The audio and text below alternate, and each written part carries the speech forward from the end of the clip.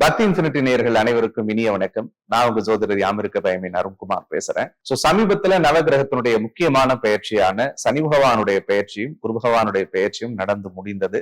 வரக்கூடிய ஜூலை மாதம் 15ஆம் தேதியிலிருந்து நவம்பர் மாதம் 30ஆம் தேதி வரைக்கும் சனி பகவான் வக்ரகதியில இயங்குறதுக்கு காத்திருக்கார். பொதுவா நவகிரகத்தினுடைய வக்ரம் அப்படின்னு நம்ம பார்த்துக்கிட்டோம்னா, நல்ல கிரகங்கள் வக்ரத்துக்கு வரும் பொழுது தீய பலன்களையும், பாவ கிரகங்கள் வக்ரத்துக்கு வரும் பொழுது சுப பலன்களையும் அருளும் அப்படின்ற ஒரு விதி இருக்கு. சனி பகவான் உத்திரட்டாதி நட்சத்திரத்தின் அடிப்படையிலேயே மீன ராசியிலே வக்ரகதியில வராரு.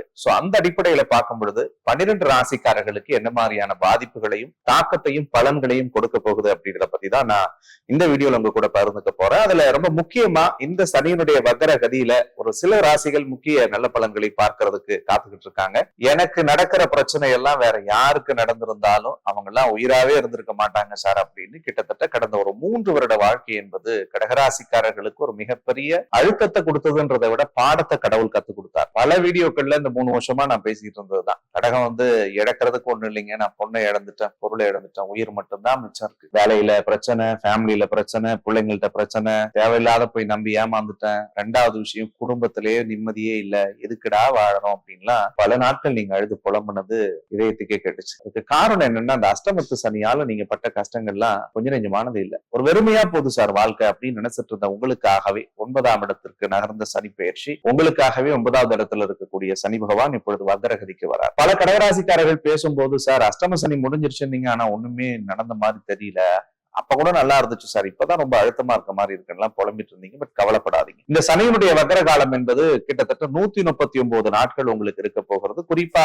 கடகராசிக்காரர்களுக்கு 7ஆம் அதிபதி 8ஆம் அதிபதி வக்ரம் அடைகிறதுனால இழந்த உறவுகளை நீங்கள் மீட்பீர்கள். மெயினான விஷயம், கல்யாணம், காதல், குடும்பம், உறவு முறை, இது சார்ந்த விஷயங்கள்ல இருந்த பிரச்சனை கடகத்துக்கு நிச்சயமாக 100 மடங்கு தீரும். அதுல மெயினான விஷயமா நான் பார்க்கப்படக்கூடியது, அஷ்டம சனியில நீங்க என்ன கஷ்டம் எல்லாம் பட்டீங்களோ, எதெல்லாம் இழந்தீங்களோ, எந்த விஷயம் எல்லாம் உங்க வாழ்க்கையில நீங்க சோதனையா ஃபீல் பண்ணீங்களோ, அது எல்லாத்தையுமே இந்த வக்ர பயிற்சி நிச்சயமா சரி செய்யும். அதுல முதல் விஷயமா நான் பார்க்கறது, கடகராசிக்காரர்களுக்கு உடலும் மனதும் தெளிவாகும். சார் முடங்கி போயிருக்கேன் சார், எல்லாம் இருக்கு சார், ஆனா எனக்கு ஒரு நிம்மதியே இல்ல. அரிசி இருக்கு, பருப்பு இருக்கு, அறுசுவையோடு சாப்பாடு இருக்கு சார், கஞ்சி குடிச்சிட்டு வீட்டுல தூங்க முடியல சார். ஏன் கஷ்டம்னா ஒரு பிரச்சனை நான் போனேன்னா வீட்டுல இருக்கிறவங்களுடைய குறைய கேட்கறதுக்கு என்னால முடியல. அப்பா கதை, அம்மா கதை, அண்ணன் கதை.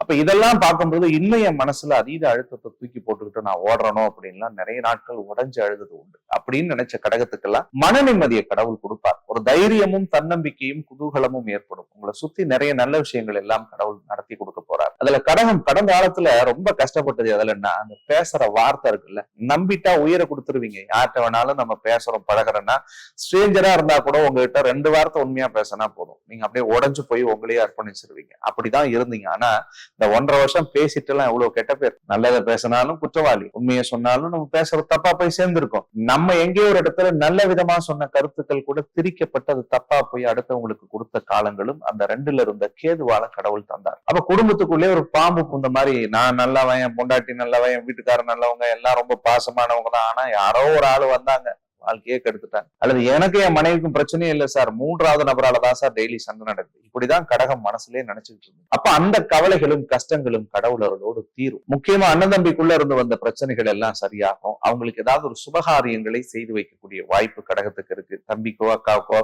அண்ணனுக்கோ ஒரு கல்யாணம் செய்யலாம், அவங்களுக்கு ஒரு இடம் வாங்கி கொடுக்கலாம், ஒரு வீடு கட்டுறதுக்கு உதவி பண்ணலாம். இந்த மாதிரியான விஷயங்கள்லாம் கொஞ்சம் சாதக பலன்களை பெற்றுத்தரும்.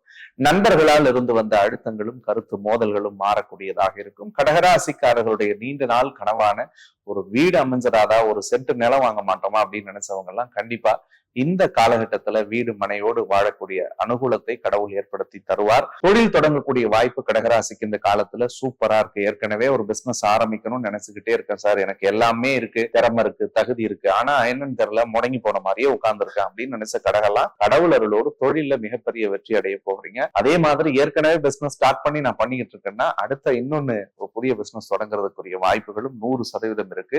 வண்டி வாகன பிராப்தம் உங்களுக்கு அமையும். மனையில மங்கள காரியங்கள் நடக்கிறதுக்குரிய வாய்ப்பு கடகத்துக்கு கடவுள் தரப்போறார்.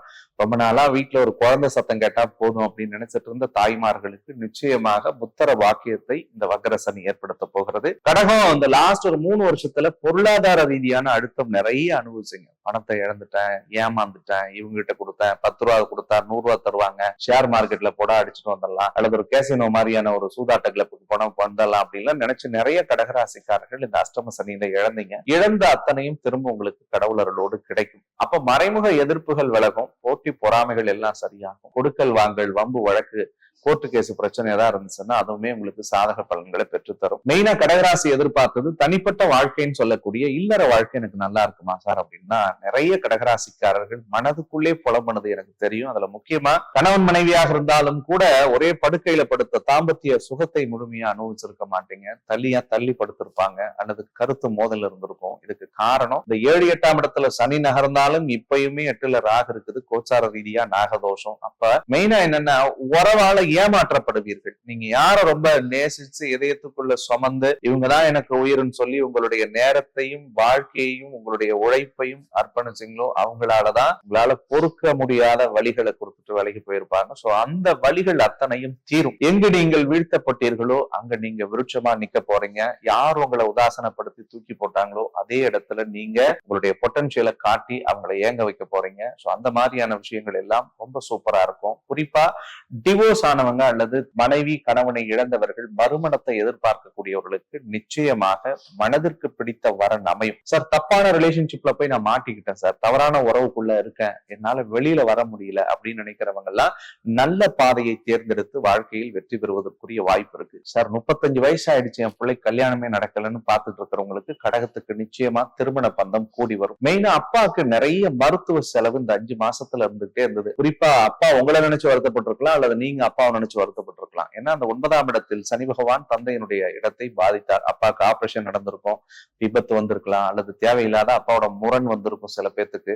அந்த சிக்கல்கள் எல்லாம் கடவுளர்களோடு சரியாகும். அதுல மெயினா கடகம் ஒரு புதிய பட்டம், பதவி, பொறுப்பு, புகழ், ஒரு மிகப்பெரிய எழுச்சியை பார்க்கக்கூடிய ஒரு காலமாக இந்த சனி வக்கரத்தினுடைய 139 நாட்கள் இருக்க போகிறது. நீங்கள் தொட்டதெல்லாம் துலங்கும். எந்த விஷயத்தெல்லாம் நீங்க நினைக்கிறீங்களோ அந்த விஷயத்தை சத்தியமாக சாதிப்பீர்கள். பொருளாதாரத்தில் லாபத்தை பார்த்து கை நிறைய காசு வச்சு 10 பேருக்கு கொடுத்து நீங்க செலவு பண்ண போறீங்க. அதே மாதிரி நீங்க ரொம்ப நாள் விரும்பின வெளிநாடு, வெளிமாநில பயணங்கள் உங்களுக்கு இந்த காலகட்டங்கள்ல சாத்தியமாகும். சோ பாஸ்போர்ட் இல்லாதவங்க பாஸ்போர்ட் அப்ளை பண்ணலாம். பிஆர் இஷ்யூஸ் ஏதாவது இருந்துச்சுன்னா இந்த பீரியட்ல நீங்க பயன்படுத்தி பிஆர் ரிலேட்டடான சிக்கல்களை தீர்த்துக்கலாம். அதே மாதிரி விரைய செலவுகள் கட்டுக்குள்ள கொண்டு வந்து சுப விரதத்தை செய்யக்கூடிய காலம். சோ இது ஒட்டுமொத்தத்துல சனியினுடைய வக்கரம் கடகத்துக்கு ரொம்பவே சூப்பரா இருக்கு அப்படின்னு நான் சொல்லுவேன். சோ எந்த விஷயத்துல கொஞ்சம் நீங்க கவனமா இருக்கணும் அப்படின்னு சொல்லி பார்த்தோம்னா, பேசுற வார்த்தைகள்ல கவனமா இருங்க. கண்மூடித்தனமா யாரையும் நம்பி சில விஷயங்களை மனசார சொல்லிடாதீங்க. ஏன்னா கடகத்துக்குரிய ஒரு பெரிய பலவீனம் என்னன்னா, மனசளவுல உங்களை ஏமாத்திர முடியும்.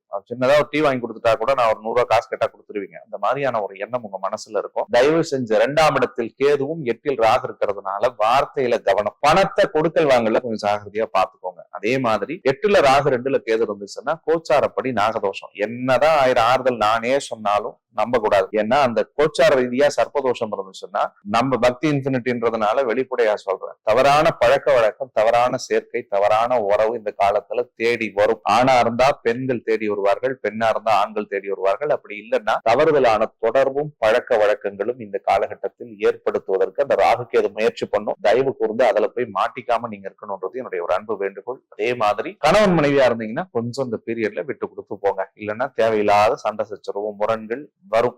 நீங்க என்னதான் மானே தேனே பொன்மானி, என் உயிர், என் பொண்டாட்டி, என் வீட்டுக்காரர் தான் எனக்கு தங்கம் அப்படின்னு சொன்னாலும் கூட தேவையற்ற உளைச்சல்களை அந்த ராகு கேதுக்கள் ஏற்படுத்துவதற்குரிய வாய்ப்புகள் இருக்கு. சோ இந்த ஒரு விஷயத்துல மட்டும் கொஞ்சம் நீங்க கவனமா இருந்தா போதும். எந்த வழிபாடை செஞ்சா இந்த சர்ப்பதோஷத்தினுடைய தாக்கத்திலிருந்தும் வக்ர சனியையும் நம்ம ஒரு மிகப்பெரிய வெற்றிக்குரியதா மாத்த முடியும், அல்லது இதனுடைய பலவீனத்திலிருந்து தப்பிக்க முடியும் அப்படின்னு சொல்லி பார்த்தோம்னா, ஞாயிற்றுக்கிழமை 4/6 உங்க ஊருக்கு பக்கத்துல ஏதாவது ஒரு காளி கோயில் இருந்துச்சுன்னா பாருங்க. உக்கர தெய்வம்னு சொல்லக்கூடிய காளி, துர்க்கை, அம்பாள் அல்லது நாகநாதர் கோவில் ஏதாவது இருந்துச்சுன்னாலும் அந்த நாகநாதர் கோயிலுக்கு போயிட்டு சாமிக்கு மனதார வேண்டிக்கிட்டு முடிஞ்சா பால் அபிஷேகத்துக்கு ஒரு 1 லிட்டர் பால் வாங்கி கொடுத்துட்டு 2 அகல் தீபத்தை ஆத்மார்த்தமாக ஏற்றி வைத்து வழிபட்டுட்டு வாங்க. சர்ப்பதோஷத்தால் வரக்கூடிய பாதிப்புகள் குறையும். சோ இது முடிஞ்ச வரைக்கும் ஒரு 3 வாரம், 5 வாரம் அல்லது 9 வாரம் தொடர்ச்சியாக நீங்க போய் பண்ணா போதும். வாழ்க்கையில் ஒரு மிகப்பெரிய மாற்றத்தை அந்த ராகு கேதுக்கள் உங்களுக்கு ஏற்படுத்தி தருங்க.